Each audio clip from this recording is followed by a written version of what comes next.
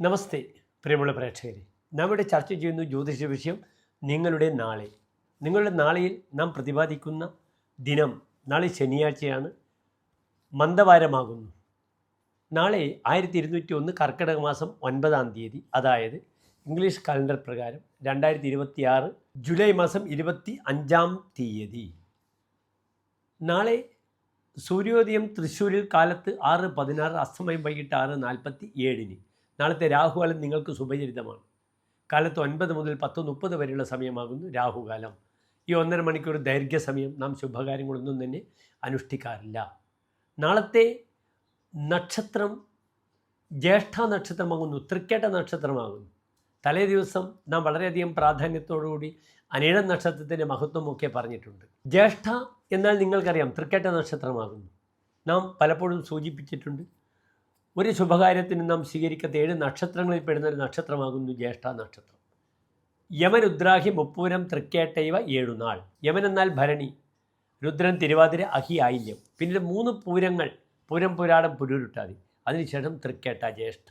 ഈ നക്ഷത്രങ്ങൾ ശുഭകാര്യങ്ങൾക്കോ യാത്രയ്ക്കോ വിത്തിട്ടാൽ പൊടിക്കാത്ത നക്ഷത്രവുമാകുന്നു. അതിനാൽ ശുഭകാര്യങ്ങളിൽ നിന്ന് തന്നെ നാളെ സ്വതവേ ശനിയാഴ്ചയാണ്, മന്ദവാരമാണ്.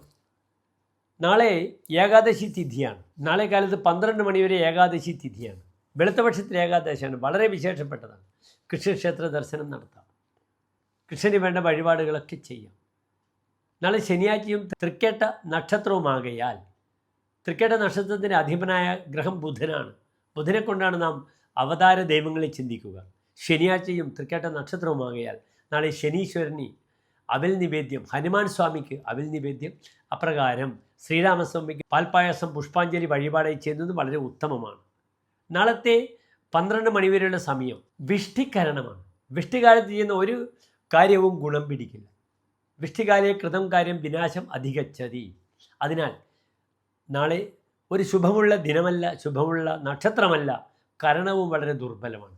അതിനാൽ എൻ്റെ പ്രിയപ്പെട്ട പ്രേക്ഷകർക്ക് നാളെ വിശേഷിച്ചൊരു മുഹൂർത്തവും നൽകാൻ നിർവാഹമില്ല. എൻ്റെ പ്രിയപ്പെട്ട പ്രേക്ഷകർ നാളെ ഹനുമാൻ സ്വാമി ക്ഷേത്രത്തിൽ സന്ദർശിച്ച് അവിടെ ഹനുമാന് പ്രിയപ്പെട്ട വഴിപാടുകളൊക്കെ ചെയ്യുക. ഓം ഹം ഹനുമതേ നമഃ എന്ന മന്ത്രമൊക്കെ വളരെയധികം ഉപകാരപ്രദമാകുന്ന ദിനമായിരിക്കും നാളെ എന്ന് മനസ്സിലാക്കുക. നന്ദി, നമസ്തേ.